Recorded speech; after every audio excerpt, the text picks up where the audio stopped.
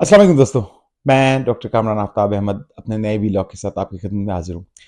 दोस्तों, आपने हालिया दिनों में इसराइल के आयरन डोम एयर डिफेंस सिस्टम के बारे में ज़रूर सुन रखा होगा।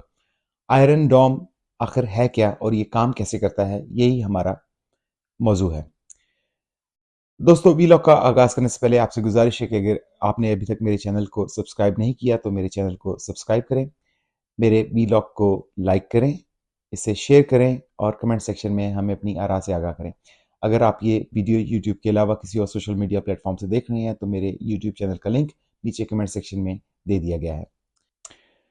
दोस्तों, इसराइल का एयर डिफेंस सिस्टम, जिसे उर्फ आम या गुलतल आम में आयरन डोम भी कहा जाता है, आयरन डोम का अगर लफ्जी तर्जमा करें तो इसका मतलब बनता है फौलादी या लोहे से बना हुआ गुंबद। आयरन डोम इसराइल की डिफेंस शील्ड की एक परत है, यानी कि एक लेयर है। इसराइल ने खुद को किसी भी मिसाइल हमले से बचाने के लिए इस तरह की 5 या 6 परतें या लेयर्स बना रखी हैं। इनमें से जो सबसे बैरूनी परत है या लेयर है, इसे एरो 3 का नाम दिया गया है।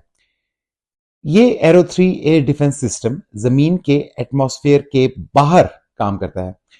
इस सिस्टम के तहत बैलिस्टिक मिसाइल्स जिनकी रेंज आमतौर पर हजारों किलोमीटर होती है, उन्हें स्पेस में या जमीन के एटमॉस्फेयर के जस्ट बाहर आमतौर पर टारगेट किया जाता है।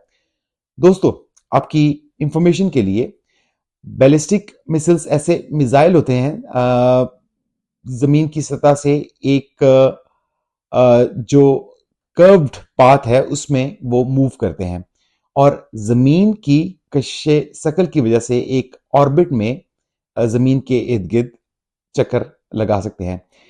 ऐसे मिसाइल की एक खासियत ये होती है कि ये वॉरहेड, मसलन एटॉमिक बम्स या आप केमिकल बम्स कह लें, उनको ये बैलिस्टिक मिसाइल्स कैरी कर सकते हैं।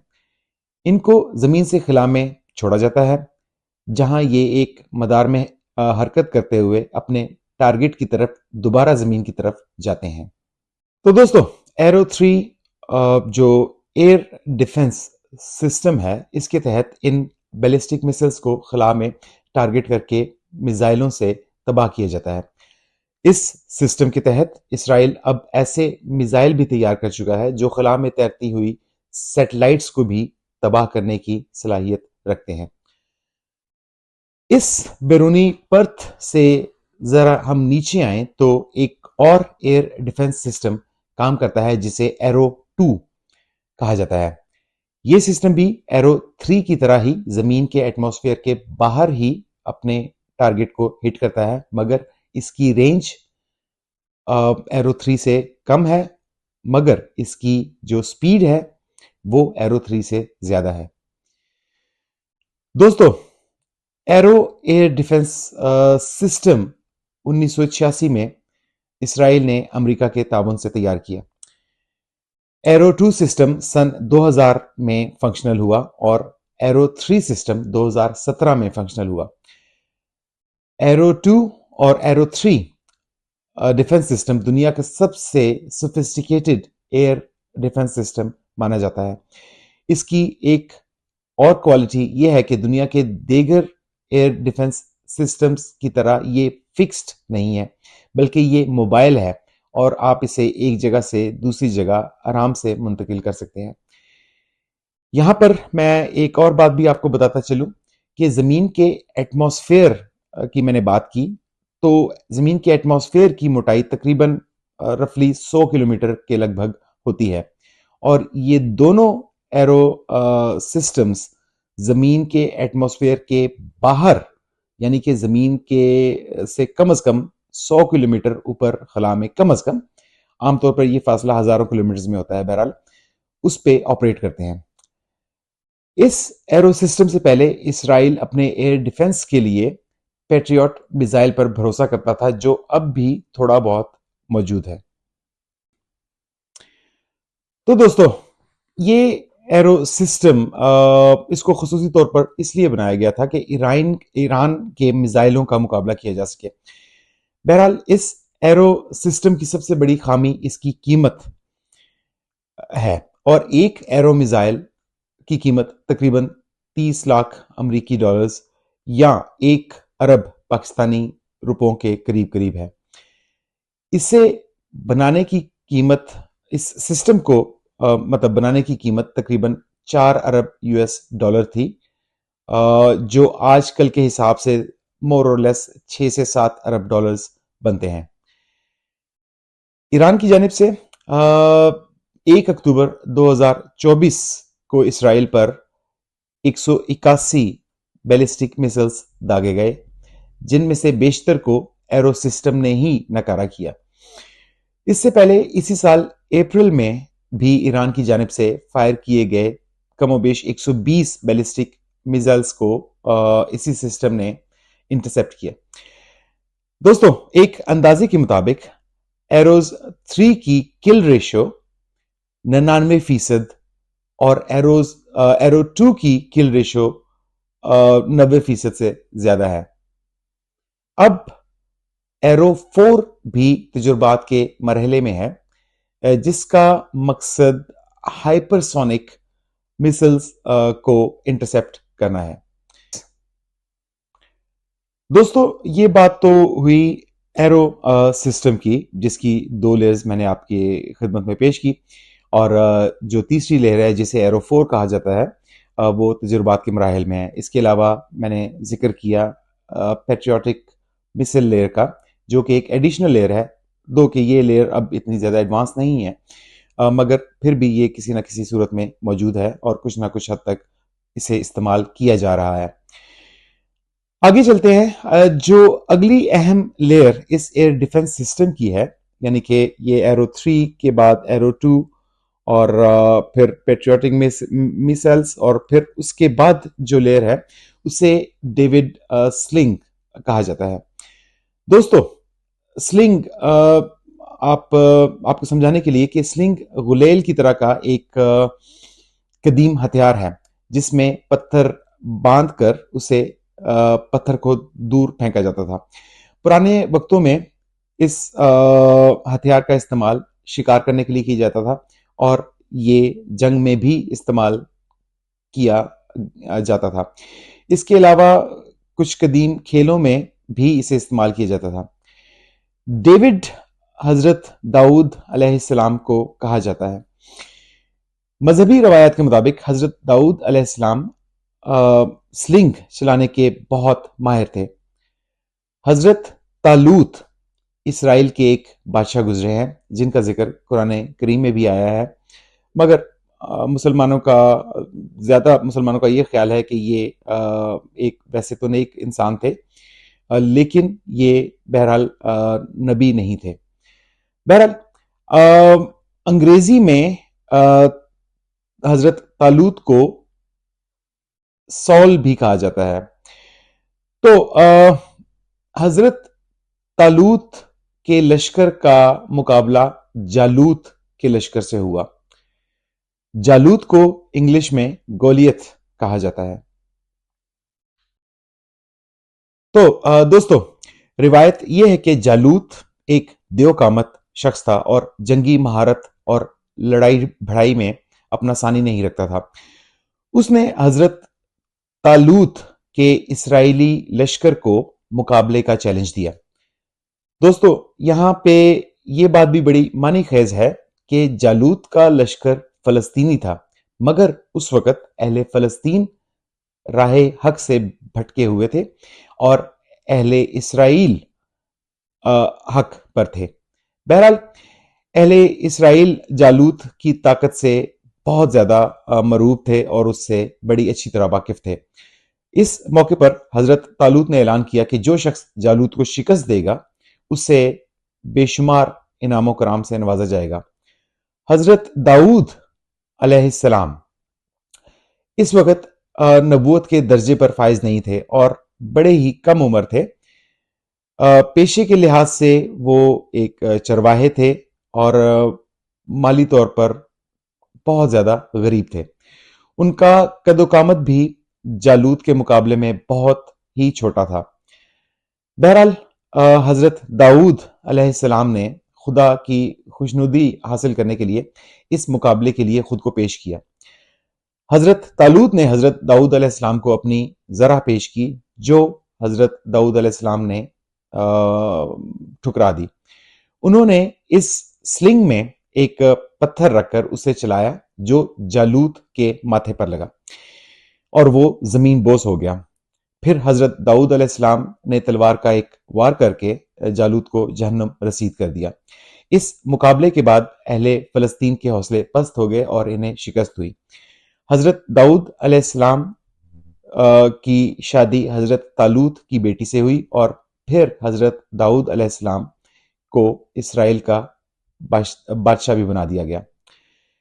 دوستو، انگلش زبان میں ایک ایکسپریشن ہے ڈیوڈ اینڈ گولیت۔ تو دوستو، یہ ایکسپریشن اس وقت استعمال کیا جاتا ہے جہاں پر ایک انڈر ڈاگ سچویشن ہو، خاص طور پر کھیل اور مقابلہ بازی کے میدان میں۔ یہ ایکسپریشن اس واقعے سے مستعار لیا گیا ہے۔ خیر، واپس چلتے ہیں اسرائیل ایئر ڈیفنس سسٹم کے ڈیوڈ سلنگ پر۔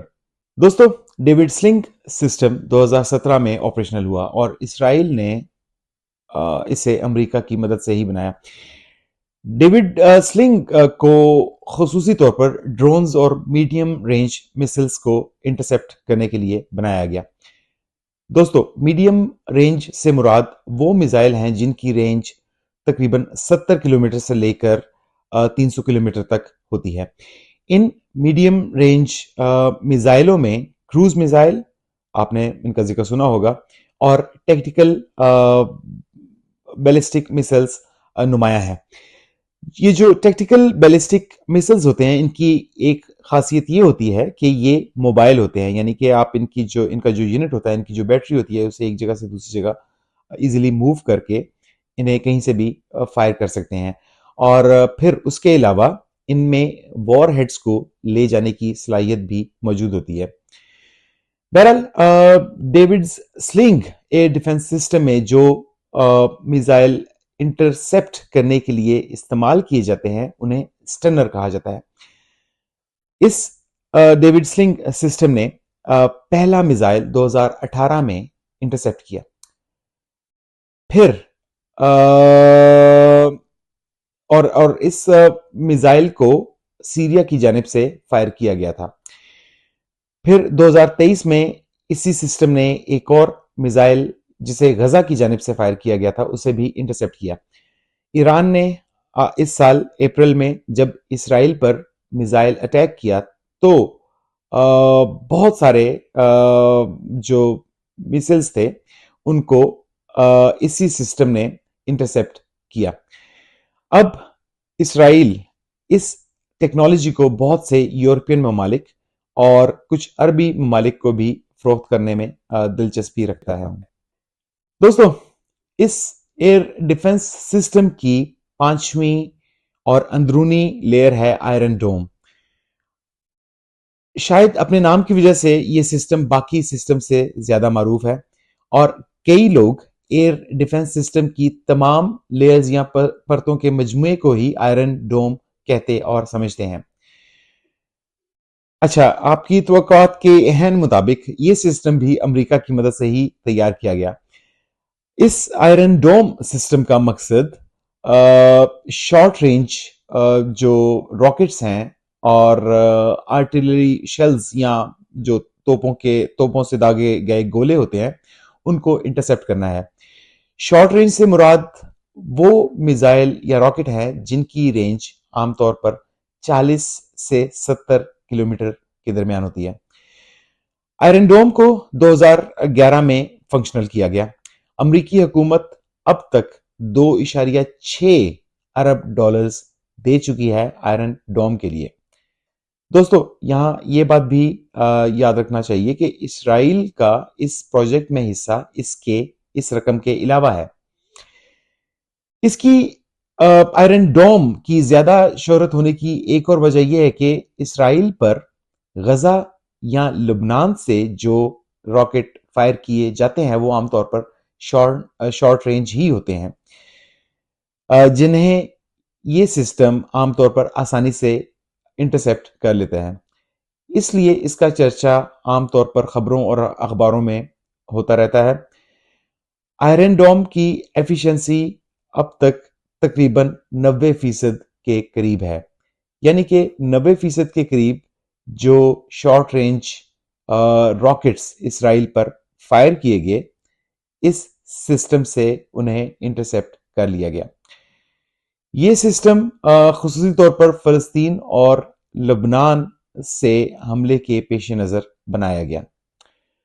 تو دوستو، آئرن ڈوم پہلے تو راکٹ جو اس کی جانب فائر کیا گیا ہے اسرائیل کی جانب اسے ڈیٹیکٹ کرتا ہے، پھر یہ فیصلہ کرتا ہے کہ کیا اس راکٹ کو گرایا جانا ضروری بھی ہے یا نہیں۔ مثال کے طور پر کیا یہ راکٹ کسی گنجان آبادی یا فوجی اور اہم تنصیبات پر گرے گا یا کہیں ویرانے میں؟ اس اندازے کے بعد ہی یہ سسٹم فیصلہ کرے گا کہ اس راکٹ کو گرایا جائے، اسے مکمل طور پر روکا جائے یا اس کا راستہ بدل دیا جائے۔ اسرائیلی کلیم کے مطابق اس آئرن ڈوم نے اب تک ہزاروں میزائلوں کو انٹرسیپٹ کیا ہے۔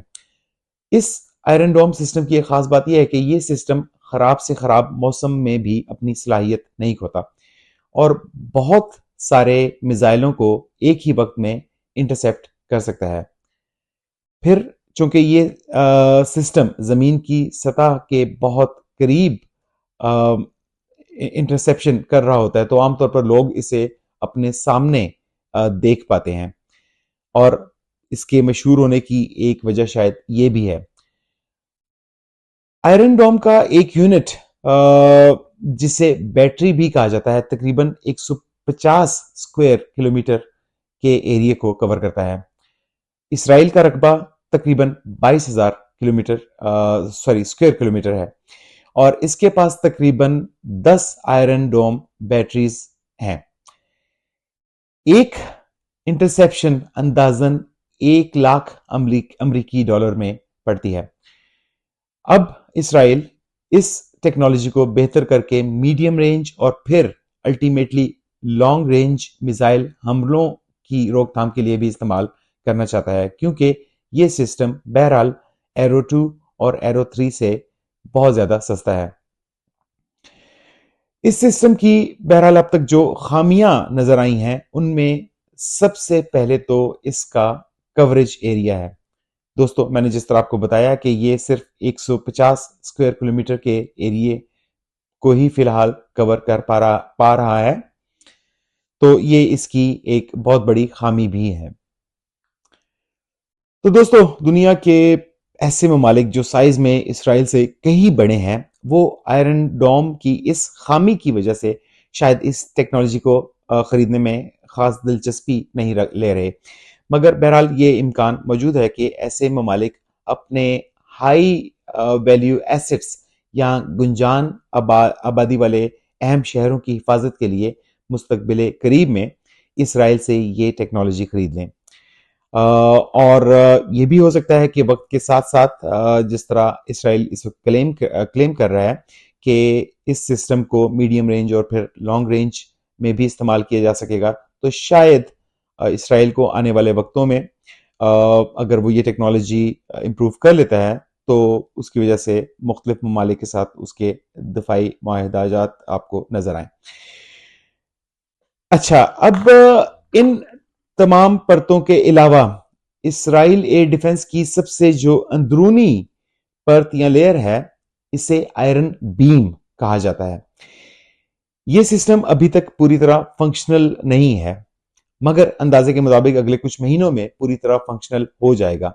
بہرحال اس سسٹم کی جو رینج ہے وہ 10 کلومیٹر تک ہے۔ آسان الفاظ میں کہا جائے تو یہ ایک طرح کی موبائل لیزر مشین ہے جو ہوا میں چھوٹی رینج کے میزائل کو نشانہ بنا کر اسے پگھلا دیتی ہے اور اس میں آگ لگا دیتی ہے۔ آئرن ڈوم یا اسرائیل کے باقی تمام ایئر ڈیفنس سسٹم کے مقابلے میں یہ بہت ہی سستی ٹیکنالوجی ہے، مگر اس کی بہت ساری لمیٹیشنز ہیں۔ سب سے پہلی لمیٹیشن تو یہ ہے کہ اسے کام کرنے کے لیے صاف موسم درکار ہوتا ہے۔ مثال کے طور پر اگر ہوا میں بادل ہیں، دھند ہے یا دھواں ہے تو یہ سسٹم پوری ایفیشنسی کے ساتھ کام نہیں کر پاتا۔